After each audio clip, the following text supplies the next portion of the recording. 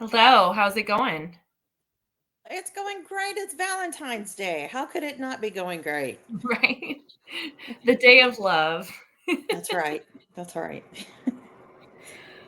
Yeah, well, we have a very special topic to talk about today on this Valentine's Day, and that is money dates. Have you heard of money dates before?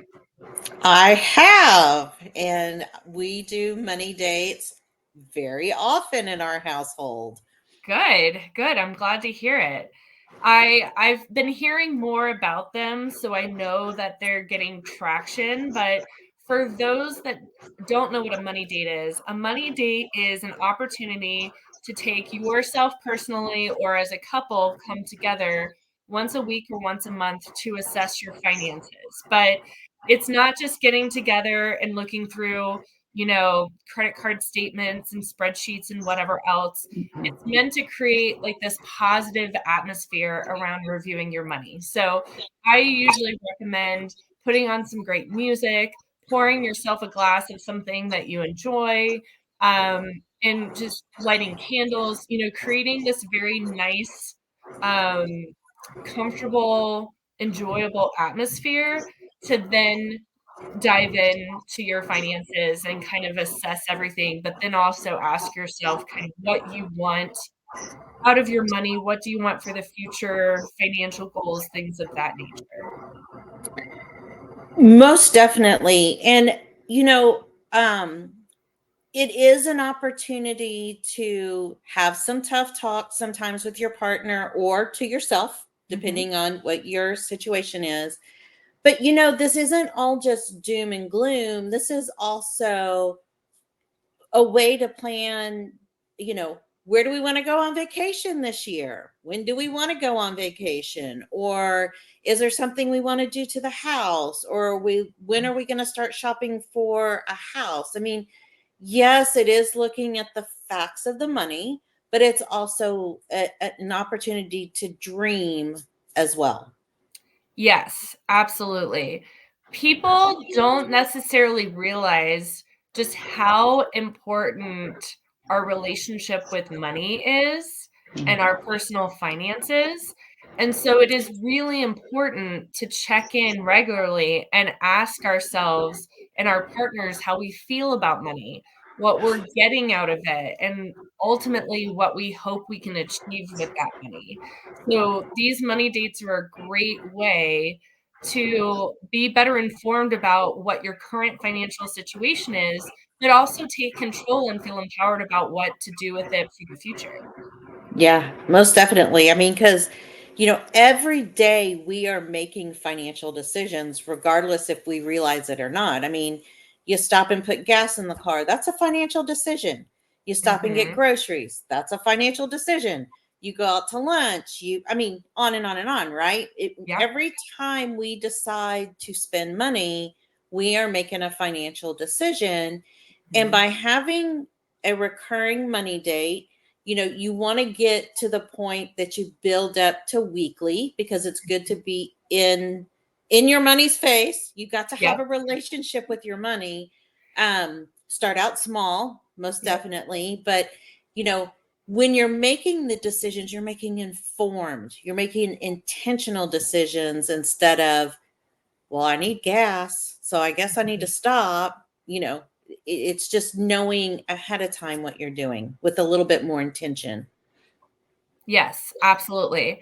And there are usually some important questions to ask yourself when you're having a money date, just for the reflection and kind of making sure you know exactly what your intentions and your goals are with your money.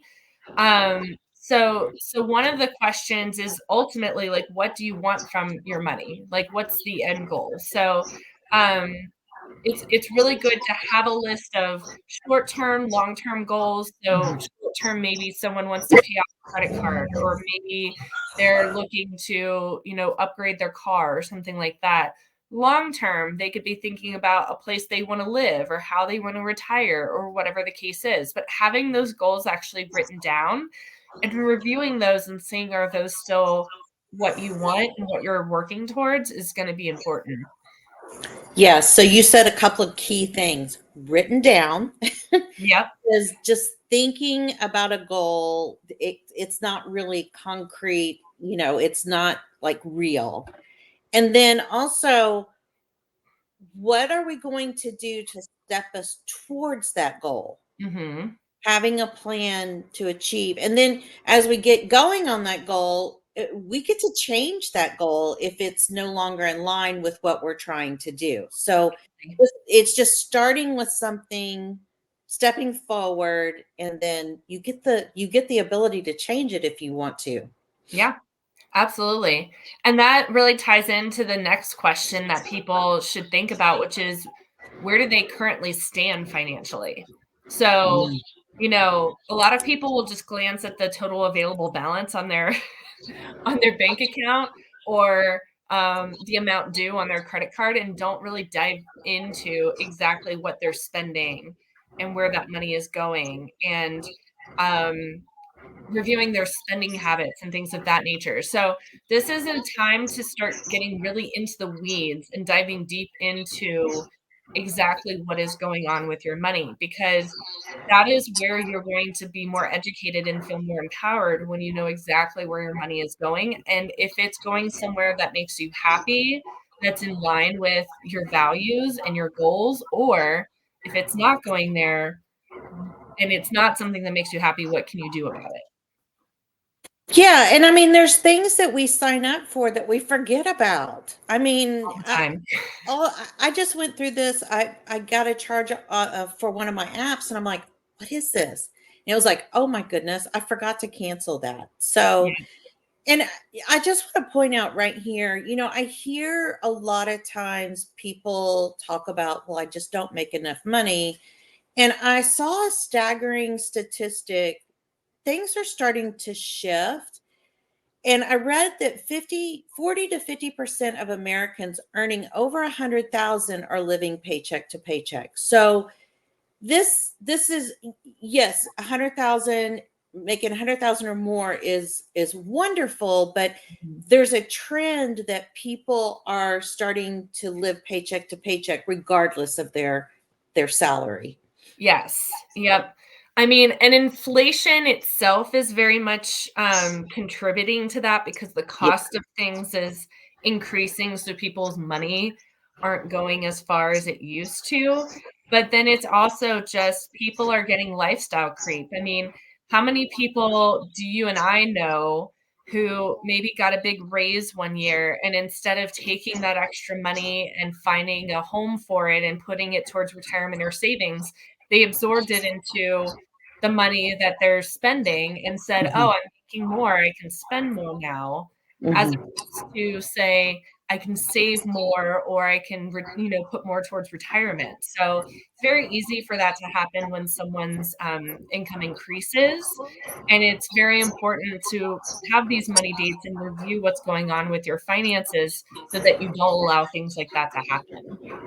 So I was one of those people. As Yeah, I made me too. more, I spent more.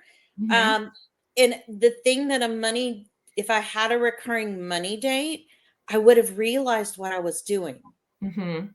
because our brains are not made to, it's kind of like we charge something and we move on, Right. right? And you Mhm. get your bill at the end of the month and you're like, what did I buy? Well, had I had at least every 2-week money date, I could have been more in tune with that. And I think Yeah, that's the message we're trying to give here. definitely, for sure. And then one of the other things that is a really good question for someone to ask themselves is, are you currently enjoying your relationship with money? And I have a feeling a lot of people listening would say no, because I'm Mhm. hearing that from my clients when I ask them, "What's your current relationship with money?" And they're telling me it's not good. Yeah. It's a negative relationship. They're dealing with maybe scarcity or shame or guilt or just feeling like they're totally behind, that they're not doing the right things to move their finances forward. And yes, you can feel that way, that's totally valid, but the question is, do you actually enjoy that relationship or would you like to change it? And then Yeah. how can you Yeah. So, I mean,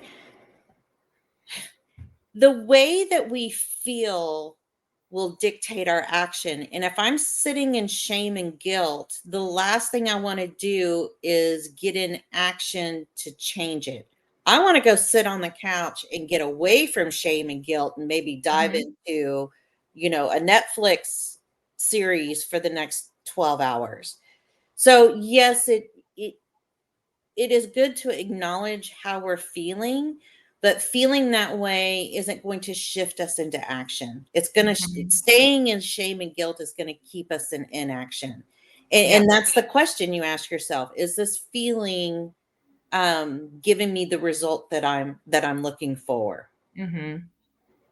Yes, exactly.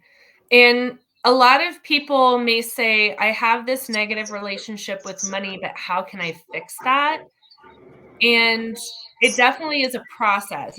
It's not something that you can just, like, say an affirmation and then, poof, all of a sudden your relationship better. No, Like no. there's a lot of things that you can do, and I think just s like, reviewing your finances and seeing what's going on is gonna make you, again, feel better informed and educated, and then that will start giving you a sense of, "I can c take control of my money rather than the money is taking control of me." So, pinpointing problem areas and thinking about solutions um, that they can think of that will help with those problem areas, and that will naturally help kind of increase that more positive relationship with money. Absolutely, absolutely. So I do a monthly money story because we all have Mhm, a money story. That's what we're mhm, talking about right here. And I learned while preparing for this that our first exposure to money can be as young as 3 years old. mhm. And so, whatever we're exposed to as we're growing up, we carry that with us into adulthood, and it's totally normal. But it's just understanding, okay, dad was really tight with money. So now I'm loose with money. Right. It's just understanding that and going, well, wait a minute. I could be in the middle somewhere. I'm in complete Mhm. control. So yeah, it's just unfolding that story, deciding if you like it or not, and if you don't, then you get to change that too. I mean, Right. the power is all within you. It's just recognizing and realizing it, becoming aware of what you're telling yourself. Yes, absolutely. So, during your money day, there's usually 4 categories that are best to kind of focus on. So, those 4 categories are: what do I owe? What do I own? What do I earn? And what do I spend? So, having an understanding and reviewing those 4 things, so any debts that you have, any assets you have, income, and spending are going to be really important to understanding what your current financial situation is and what you need to do to improve it if it needs to be improved. And the big key is if you've never done a money date before, don't think that you have to review your entire financial, you know, history and health and all of that in the first money date. It's just like a real first date. You wanna start small, be gentle with yourself, just, like, start tiptoeing into your spending or your credit reports or whatever else, and then build up on to that to where you've got a list of things that you need to review every time that you sit down and go through your money.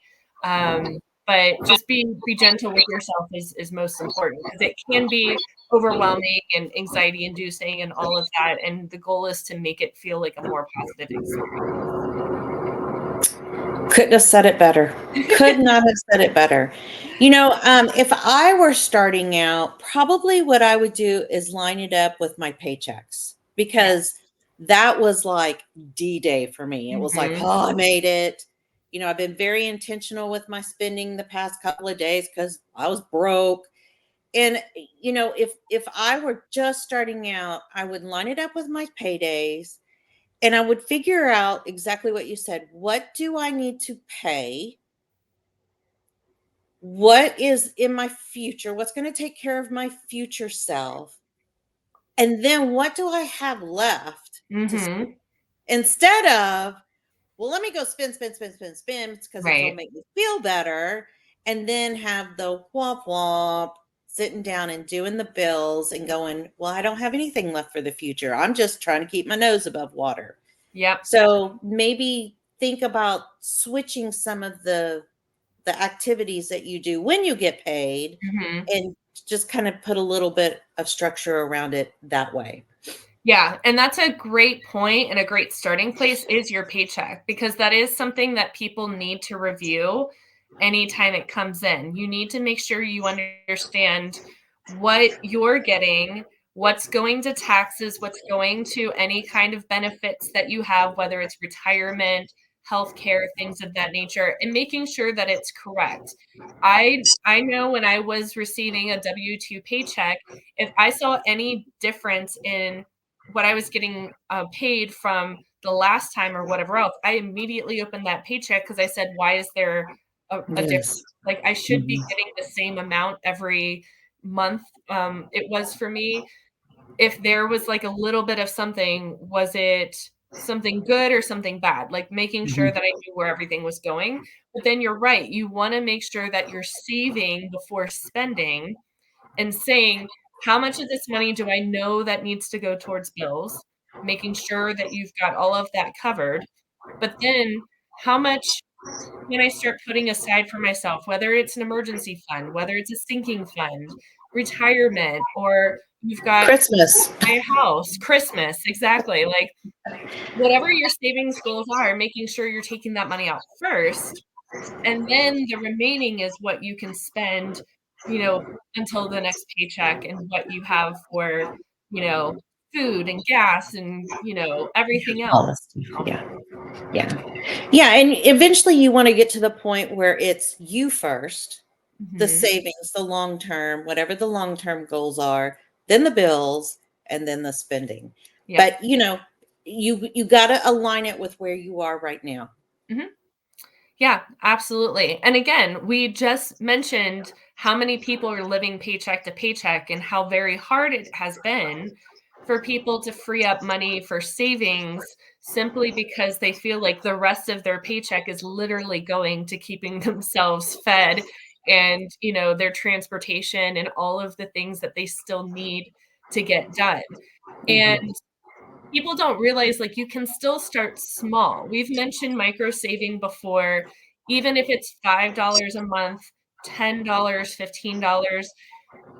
Most people can make 5, 10, $15 available for saving and put Mhm. it aside into an emergency fund, or heck, I've got clients putting that in Roth IRAs a month right now. Like, you don't have to have hundreds of dollars to contribute to retirement. Every little bit will compound. So, just thinking about starting small and then realizing as you get more and more into your finances and what you're spending, you could probably free up more money to put aside to save. Mhm.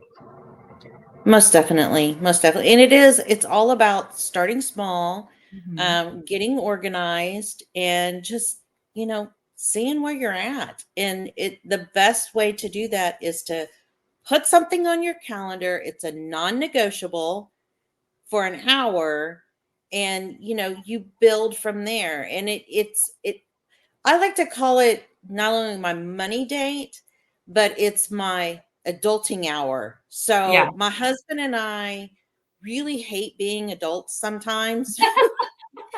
And when we're done, I mean, we celebrate and it's like, look at us adulting right now on a Yes. Saturday at 10 a.m. Yep. We rock. And now the rest of the day we can go play. So Right. you Exactly. make it as fun as you possibly can. Avoiding it is not going to make it go away. It is Mhm. just adulting. I mean, this is all we wanted to do when we were kids is grow up and be adults, right? Well, we're here. Right, exactly. I heard an amazing quote that says, "You are the CEO of your life." And in Absolutely. this case, you are the CFO of your Mhm, life. mhm, Your finances can be viewed as a business. Your entire if you wanna put a business, analogy on yeah. it, You are the CFO of your life, and therefore you should know everything you need to know about your finances to make sure that you're doing the things that you want to do. If traveling is important to you, but you have a really hard time spending money on just like whatever you see that's shiny and fun and whatever else, it's going to be very hard for you to travel without incurring a lot of credit card debt and then having to spend time trying to pay that off. So, really start thinking about what matters to you, what's important to you. And if you're not making that a priority for your finances, that's a great place to start when you sit down and do your money dates is how am I going to travel more? What do I need to do to make that happen so I'm not so much in debt? And then I'm feeling guilty while I'm traveling because I know I got this big credit card payment I have to make when I get back.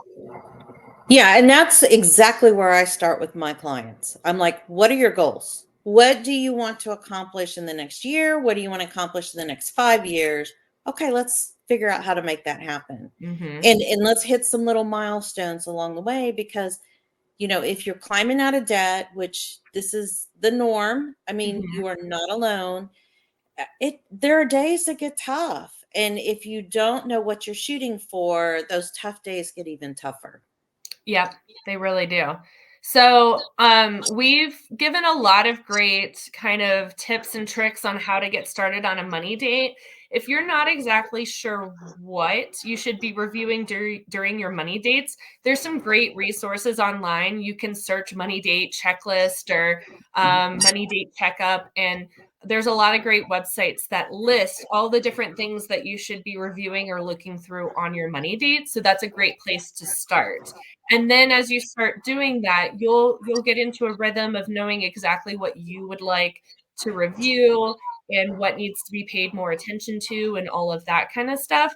And as always, we're here. So, if you're looking to learn more about your day-to-day and try to be coached on your money and how to manage it better, or if you don't know exactly where to put your money and you're wondering if your investments are appropriate or wondering like if you're saving in the right places, like we are here to help you with that. So make sure to utilize the professional resources available to you, but you know just do what you can to sit down and feel a little bit better about your money because it's such an important relationship that you have and Yeah, it's something that should be nurtured and taken care of. absolutely. And I'd love to have a money date with each and every one of you. So, I'm available.